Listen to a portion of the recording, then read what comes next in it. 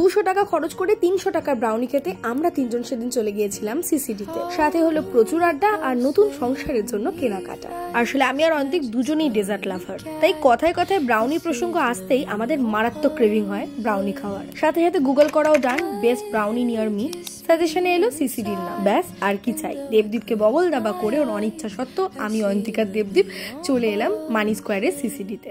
আমার না একটা বাতিক আছে, যে ডিশটা আমার পছন্দের সেটা আমি সমস্ত জায়গায় ট্রাই করি, আর সিসিডির ব্রাউনিটা আমার আজ পর্যন্ত খাওয়া সবচেয়ে বেস্ট ব্রাউনি ছিল। তোমাদের যদি সাজেশনে কোনো বেস্ট ডেজার্ট শপ থাকে আমাকে অবশ্যই কমেন্ট করে জানিও, আমি সেখানে যাবই যাব। খাওয়া সেরে ফুর্তি মনে চলে গেলাম ওই সাইডে একটু উইন্ডো শপিং করতে। এখানকার হোম ডেকোর আমার খুব পছন্দের। এখানে এত অ্যাস্থেটিক জিনিসপত্র পাওয়া যায় যে শুধু তার লোভেই মনে হয় বিয়েটা এবার করে ফেলি, জমিও সংসার করব নতুন নতুন জিনিসপত্র কিনে। আমাকে এখান থেকে রীতিমতো টেনে হেঁচড়ে বার করা হয়েছে, আদারওয়াইজ আমি বেরোচ্ছিলামই না। অ্যান্ড থ্যাঙ্কস টু অয়ন্তিক, ওর জন্য আজকে দিনটা ভীষণ ভালো কাটলো। Okay bye.